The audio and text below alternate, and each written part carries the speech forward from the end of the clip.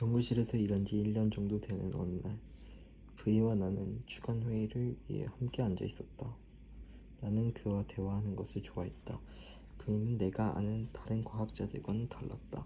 말투가 부드러웠고 환자들과 임상의 사명에 큰 관심을 기울였으며 종종 자신도 외과 의사였으면 좋았을 거라고 고백했다. 나는 과학이 어느 분야 못지않게 정치적이고 경쟁이 치열하고 공격적이며 쉬운 길을 찾으려는 유혹으로 가득한 학문이라는 걸 알게 됐다. V는 늘 정직하게, 때론 겸손하게 전진하는 방법을 선택했다. 대다수의 과학자가 어떻게든 권위 있는 학술지에 자신의 글과 이름을 올리기 위해 부정도 부긴 했지만 V는 과학적인 이야기에 충실하면서 그것을 타협 없이 말하는 것이 우리의 임무라고 주장했다. 나는 V를 만나기 전까지 크게 성공했음에도 미덕을 중시하는 사람을 본 적이 없었다. 그는 정말로 타의 모범이 되는 사람이었다. 그날 내 맞은편에 앉은 V는 미소 대신 곤혹스러운 표정을 짓고 있었다. 그는 한숨을 쉬며 말했다. 지금은 자네가 의사로서 이야기해 줬으면 좋겠어. 알겠어. 내가 췌장암에 걸렸다고. V, 알았어요. 더 얘기해보세요. 그는 점진적인 체중 감소와 소화불량 때문에 예방 차원에서 CT 촬영을 했다고 털어놓았다. 그 단계에서 전혀 통상적인 절차가 아니었다. 어쨌든 촬영 결과 V의 췌장에서 덩어리가 발견되었다. 우리는 앞으로 벌어질 일들에 관해 이야기를 나누었다. 머지않아 받게 될 무서운 휘플 수술이 어떤 것인지 나는 그에게 트럭에 치이는 기분일 거예요 라고 말했다. 최고의 외과인은 누구인지, 이 병으로 그의 아내와 아이들은 어떤 영향을 받을 것인지, 그가 오래 자리를 비우는 동안 연구소를 어떻게 운영할 것인지 등을 논의했다. 췌장암은 예후가 좋지 않은 병이지만 V의 경우엔 어떨지 알 수 없는 일이다. 그는 잠시 침묵하다 말했다. 폴, 내 삶이 의미 있다고 생각해? 내가 옳은 선택을 한 것 같아? 나는 그의 말을 듣고 깜짝 놀랐다. 내가 도덕적으로 본받아야 한다고 생각했던 사람도 죽음에 직면하면 이런 의문이 드는 모양이었다. V가 받은 수술, 화학요법, 방사선 치료는 견디기 힘든 것이었지만 그래도 성공적이었다. 1년 후 내가 치료 업무를 다시 보기 위해 병원으로 돌아가려던 쯤 그가 연구소로 복귀했다. V의 머리카락은 숱이 줄고 희끗희끗해졌다. 눈에서 번뜩이던 광채는 좀 둔해진 느낌이었다. 우리의 마지막 주간 회의에서 그는 내게 고개를 돌리며 말했다. 오늘은 이 모든 게 같이 있어 보이는 첫날이야. 아니, 더 분명하게 말하자면 아이들을 위해 무슨 일이든 견뎌내며 여기까지 왔는데 오늘 그 모든 고통이 같이 있어 보이는 최초의 날이야. 환자는 의사에게 떠밀려 지옥을 경험하지만 정작 그렇게 좋지 않은 의사는 그 지옥을 거의 알지 못한다. 레지던트 6년차가 되었을 때 나는 병원으로 완전히 복귀했다. V의 연구소에서 진행하는 연구는 얼마 되지 않은 휴일이나 한가한 때나 할 수 있었다. 대다수 사람, 심지어 가장 가까운 동료라도 신경외과 레지던트 생활이 얼마나 힘든 블랙홀인지 제대로 이해하지 못한다. 내가 좋아하던 간호사 중 한 명이 어느 날 밤 길고도 어려운 치료의 마무리를 돕기 위해 밤 10시까지 근무한 후 내게 물었다. 내일 쉬니까 참 다행이에요. 선생님도 쉬세요? 아니요. 그래도 늦게 출근한다거나 그 비슷한 건 있겠죠. 보통 몇 시에 출근해요? 새벽 6시요. 세상에, 정말요? 그럼요. 매일이요? 네, 매일이요. 주말에도요? 묻지 마세요. 레지던트 기간에는 하루는 길지만 한 해는 짧다는 말이 있다. 신경외과 레지던트 일과는 보통 새벽 6시에 시작해서 수술이 끝날 때까지 계속된다. 그러니까 수술실에 얼마나 손이 빠른가에 따라 근무 시간이 결정되는 것이다. 레지던트의 수술 기량을 판단하는 기준은 기술과 속도다. 엉성하거나 느려서는 안 된다. 첫 상처 봉합부터 정확하게 하고 많은 시간을 잡아먹으면 스크럽 테크는 이렇게 말한다. 여기 성형외과 선생님이 왜 계신 모양이네요. 아니면 이렇게 말할 수도 있다. 선생님 전략을 알겠네요. 상처 앞부분을 다 꿰매는 동안 나머지는 저절로 낫게 하려는 거군요. 수비를 효율적으로 일하시네. 정말 영리하신데요. 최고참 레지던트는 후배에게 이렇게 조언할 것이다. 지금은 빨리 하는 법을 배우도록 해. 잘하는 법은 나중에 배우면 되니까. 수술실에서는 모든 사람의 눈이 시계로 향해 있다. 우선은 환자를 위해서다. 마치 시간 안에 수술을 끝내야 한다. 수술이 길어지면 환자의 신경이 손상되고 근육이 약해지고 심장이 망가질 수도 있다. 그리고 수술을 빨리 끝내는 것은 수술실 안의 모든 사람을 위해서이기도 한다.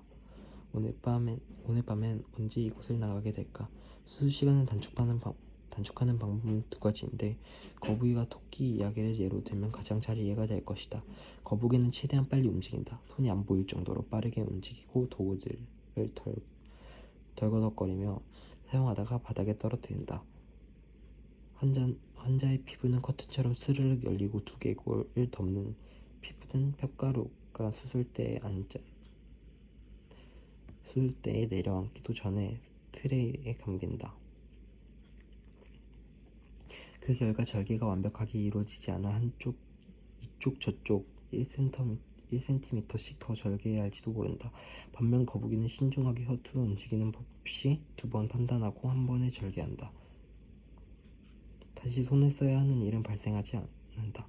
모든 움직임이 세심하고 정연하다. 만약 토끼가 사소한 실수를 너무 많이 해서 미세하게 조정할 일이 계속 생긴다면 거북이가 이길 것이다. 만약 거북이가 각 단계를 계획하는데 너무 많은 시간이 들인다면 토끼가 이길 것이다. 수술실에서 시간이 재미있는 점은 정신없이 전속력으로 움직이든 차근차근 나가든 시간이 어떻게 흘러가든지 전혀 모른다는 것이다. 하이데거의 말처럼 지루함이 시간의 흐름을 의식하는 것이라면 수술은 그와 정반대다. 고도로 집중하다 보니 시계바늘이 제멋대로 움직이는 것처럼 보인다. 2시간이 마치 1분처럼 느껴진다. 마지막 바늘 땀을 뜨고 상처를 치료하고 나면 갑자기 일상의 시간이 다시 시작된다. 휴 하고 내쉬는 안도의 한숨 소리가 들리는 것만 같다. 이제 이런 궁금증이 생기기 시작한다. 환자가 깨어나려면 얼마나 걸릴까? 다음 수술은 또 언제일까? 오늘 밤엔 몇 시에 집에 갈 수 있을까? 마지막 일이 끝나기 전까지 하루가 얼마나 길었는지, 얼마나 힘들었는지 실감이 나지 않는다. 병원에서 퇴근하기 전에 처리해야 하는 몇 가지 행정적인 일은 모두처럼 무겁게 느껴졌다. 내일로 미룰 수는 있을까? 안 돼 말이지. 한숨이 나왔다. 지구는 태양을 중심으로 계속 회전하고 있었다. 최고참 레지던트가 되자 나는 거의 모든 책임을 짊어져야 했고 성공과 실패의 기회가 그 어느 때보다 많이 주어졌다. 실패하면 괴로웠고 기술적인 탁월함은 곧 도덕적 요건이라는 점을 절실히 깨달았다. 내 기술에 정말 많은 게 걸려있거나 불과 1에서 2mm 차이로 비극과 성공이 갈릴 때에는 좋은 의도만으로 충분하지 않았다. 어느 날 몇 년 전 뇌종양으로 입원해 병동 사람들을 즐겁게 했던 소년 매슈가 다시 입원했다. 종양을 제거하는 수술을 하는 동안 그의 시상하부가 약간 손상을 입었는데 그 결과 사랑스러웠던 8살의 꼬마가 12살의 괴물이 되고 말았다. 매슈는 먹는 걸 멈추지 못했고 폭력적인 발작을 일으켰다. 매슈 어머니의 팔에는 아이에 핥겨 생긴 보라색 흉터가 가득했다. 결국 매슈는 보호시설로 보내졌다. 그는 1mm 손상 때문에 괴물이 되었다. 무슨 수술이든 위험하다. 이익이 더 클 거라는 가족과 외과의 판단하에 결정되지만 이런 일이 일어나면 가슴이 아프다. 매슈가 12살에 140kg의 몸무게로 살아갈 것이라고 그 누구도 생각하지 못했다. 어느 날 나는 파킨슨 병으로 인한 떨림을 치료하기 위해 환자의 뇌 속으로 9cm 깊이 전극을 심었다. 이 치료는 표적은 시상미택으로 뇌에 깊숙한 곳에 있는 아몬드 모양의 작은 조직이었다. 시상미택의 각 부분들은 서로 다른 기능을 그를 보조한다. 수술실에서 우리는 떨림을 측정하기 위해 전류를 흘려보냈고 환자의 왼손을 보면서 떨림이 다소 낮아졌다는데 모두가 동의했다. 하지만 우리 긍정적인 중얼거림 속에 환자의 혼란스러운 목소리가 들렸다. 저 갑자기 너무 슬퍼요. 전류를 멈춰요. 내가 말했다. 이제 슬픔이 사라졌어요. 환자가 말했다. 전류와 전기 저항 다시 한번 확인해 봅시다. 알겠죠? 자, 그럼 전기를 켜요. 모든 게 갑자기 너무 슬퍼요. 우울하고 그립고 슬퍼요. 전극을 빼요. 우리는 전극의 뇌를 뺐다가 기존 위치에서 오른쪽으로 2mm 떨어진 곳에 다시 삽입했다. 떨림은 사라졌다. 다행스럽게도 환자의 상태가 좋아졌다. 한 번은 늦은 밤에 신경외과 담당이와 함께 뇌줄기 기형을 치료하기 위해 후두와 두개골 절개술을 하게 되었다. 가장 까다로운 신체 부위를 다루어야 하는 극도로 정밀성을 기해야 하는 수술이다. 경험이 아무리 많더라도 뇌줄기에 접근하는 것 자체가 어렵다. 하지만 그날 밤 나는 수술이 물 흐르듯이 부드럽게 진행되는 느낌을 받았다. 도구는 내 손가락이 연장이 된 것 같았고 환자의 피부뼈 근육은 스스로 열리는 것처럼 보였다. 나는 뇌줄기 깊숙한 곳에 반짝이며 부풀어 올라있던 노란색 덩어리를 응시했다. 그런데 갑자기 담당이가 나를 막았다. 폴, 여기서 2mm 더 깊이 자르면 어떻게 되겠나? 그가 한 곳을 가리키며 말했다. 나는 신경 구조를 머릿속에서 떠올렸다. 겹보임이 생기나요? 아니, 락틴 증후군 상태에 빠지지.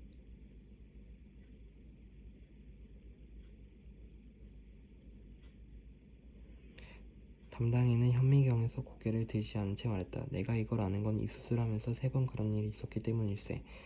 신경외과 수술엔 의사는 탁월한 기술을 발휘하는 건 물론이고 환자의 정체성도 신중히 고려해야 한다.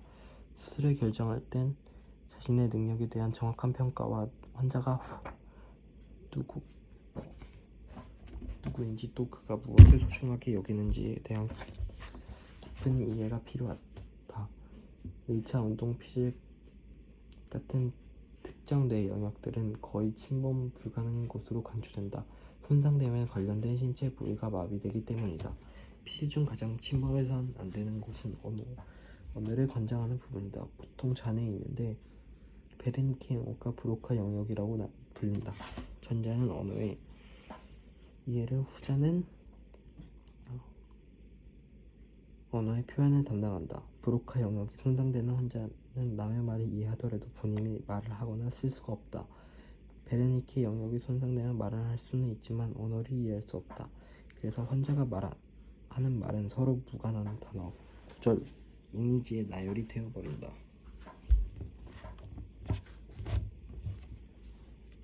의미 없는 문법이 되는 것이다. 두 영역이 모두 손상되어 환자는 인간의 가장 핵심적인 기능을 완전히 뺏긴 채 고립된다. 환자가 두부 외상이나 뇌졸중을 앓은 뒤 이런 영역이 파괴되면 환자를 살리겠다는 외과의 의욕도 크게 저하되는 경우가 많다. 언어 없는 삶은 대체 무슨 의미가 있는가? 나는 의학도 시절 이런 문제로 고생하는 환자를 처음 만났는데 뇌종양이 있는 62살의 남자였다. 난 아침 해진 때 그의 병실로 들어갔고 레전트가 그에게 물었다. 마이클스 씨, 오늘은 기분이 좀 어떠세요? 46 1890. 그가 다소 사근사근하게 대답했다. 종양이 그의 언어 회로를 차단하는 바람에 그의 말은 숫자들이 나열하는 것뿐이었다. 나는 여전히 나름의 은율체를 가지고 발음했고 웃고 노려보고 한숨을 쉬는 등 감정도 표현할 수 있었다. 그가 또 다른 일련의 숫자를 말했는데 이번엔 다급해 보였다. 뭔가 우리에게 말하려는 것이 있었지만 숫자로는 그가 느끼는 두려움과 분노밖에 전달되지 않았다. 회진팀은 병실을 나갈 준비를 했지만 왠지 나는 발을 뗄 수 없었다. 14, 1, 2, 8. 그가 내 손을 잡으며 간청했다. 14, 1, 2, 8. 죄송합니다. 14, 1, 2, 8. 그가 내 눈을 보며 애절하게 말했다. 나는 회진팀에 따라 병실에 나섰다. 몇 달 뒤 환자는 사망했고 그가 세상에 전화를 했던 말도 그와 함께 붙였다. 언어를 관장하는 영역 주위에 종양이나 기형이 생기면 외과에는 수많은 정밀 검사와 상세한 신경심리학적 검토를 해야 예방책을 강구한다.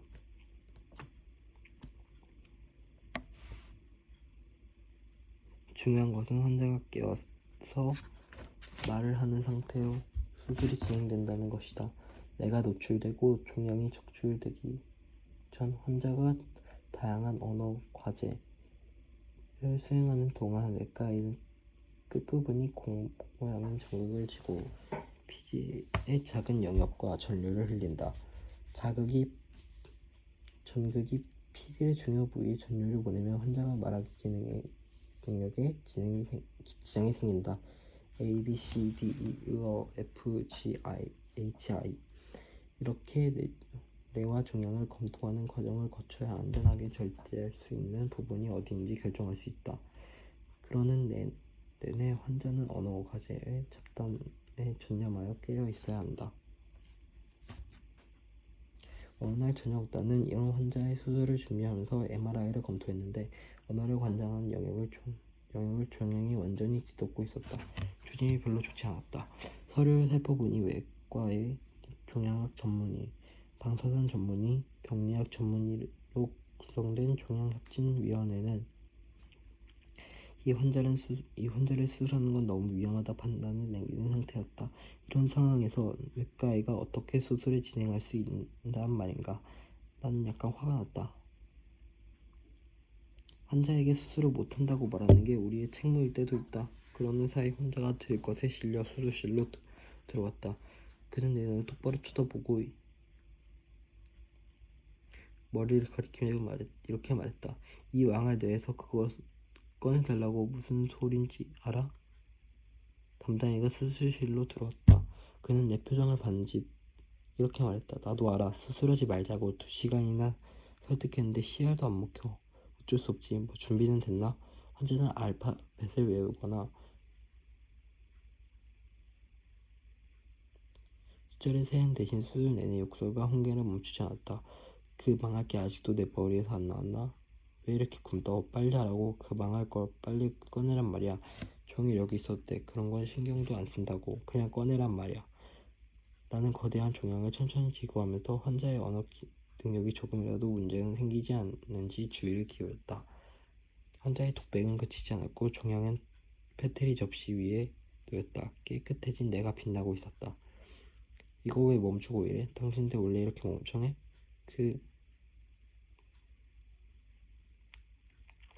내 머리에서 그 망할 것을 좀 꺼내라고 했잖아. 끝났습니다. 적출됐어요. 내가 말했다. 대체 어떻게 그는 여전히 말을 할 수 있었을까? 종양의 크기와 위치를 고려하면 불가능한 일이었다. 욕설은 다른 회로에서 나오는 것은 아닐까?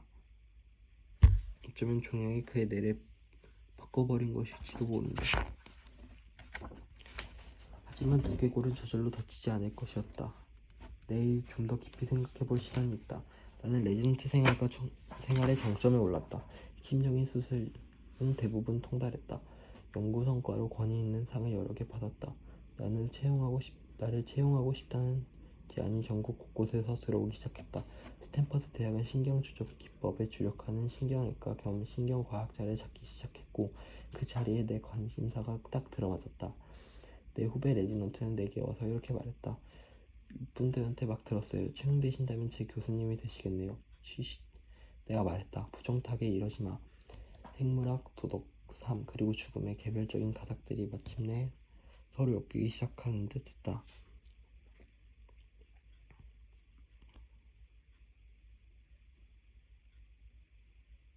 완벽한 도덕 체계는 아니더라도 일관성 있는 세계관이 잡히고 그 안에 내 자리를 찾아가는 듯한 느낌이었다. 긴장감 높은 분야의 의사는 삶과 정체성이 위협받고 삶이 굴절되는 가장 위급한 순간에 환자를 만나게 된다. 의사의 책무는 무엇이 환자의 삶을 가치 있게 만드는지 파악하고 가능하다면 그것을 지켜주려 했을 불가능하다면 평화로운 죽음을 허용해 주는 것이다. 그런 책무를 감당하려면 철두철미한 책임감과 함께 죄책감과 비난을 견디는 힘도 필요하다. 샌디에이고의 학술회의에 참석하던 중 어느 날 휴대전화가 울렸다. 동료 레지던트인 빅토리아였다. 폴? 뭔가 불길한 예감이 들었다. 나는 속이 왜스꺼렸다. 무슨 일이야? 내가 물었다. 잠시 침묵이 흘렀다. 빅토리아? 제프 말이야. 자살했대. 제프는 중서부의 한 병원에서 외과 특별연구원 생활을 마무리하던 중이었다. 우리 둘 다 정신없이 바빠서 연락을 하지 못했다. 나는 제프와 마지막으로 나눈 대화를 떠올리려 했지만 기억이 나지 않았다. 뭔가 복잡한 문제가 있었나 봐. 게다가 담당 환자도 사망했고 어젯밤 건물 옥상에서 올라가서 뛰어내렸대. 그 이상은 나도 몰라. 나는 상황을 이해하기 위해 어떤 질문이라도 하고 싶었지만 아무것도 떠오르지 않았다. 그저 해이처럼 몰려든 엄청난 죄책감 때문에 제프가 그런 극단적인 생각을 했을 거라 추측할 뿐이었다. 제프가 스스로 목숨을 끊는 날 밤 내가 그와 함께 병원 문을 나갔더라면 얼마나 좋았을까. 함께 있었다면 우리는 늘 그랬던 것처럼 서로를 위로할 수 있었을 텐데. 삶에 대하여, 우리가 선택한 삶에 대하여 내가 알게 된 것들은 친구에게 들려주면 그 역시 내게 현명하고 영리한 충고를 해줬을 텐데. 죽음은 우리 모두에게 찾아온다. 우리 의사에게도 환자에게도 살고 숨쉬고 대사작용을 하는 유기체로서 피할 수 없는 운명이다. 대부분 사람들은 죽음을 향해 속수무책으로 살아간다. 죽음은 당신에게도 주변 사람들에게도 일어나는 일이다. 하지만 제프와 나는 몇 년 동안 죽음을 능동적으로 관여하고 마치 천사와 씨름한 야곱처럼 죽음과 씨름하는 훈련을 했다. 그렇게 함으로써 삶의 의미와 대면하려 했다. 우리는 사람이 생사가 걸린 일을 책임져야 하는 힘겨운 멍해를 가졌다. 우리 환자의 삶과 정체성은 우리 손에 달렸을지 몰라도 늘 승리하는 건 죽음이었다. 서로 당신이 완벽하더라도 세상은 그렇지 않다. 이에 대처하는 비법은 항상 상황이 불리하여 패배가 확실하다. 는 걸 알면서도 우리의 판단이 잘못될 수도 있다는 걸 알면서도 환자를 위해 끝까지 싸우는 것이다. 우리는 결코 완벽에 도달할 수는 없지만 거리가 한없이 0에 가까워지는 정근선처럼 우리가 완벽을 향해 끝없이 다가가고 있다는 것을 믿을 수 있었다.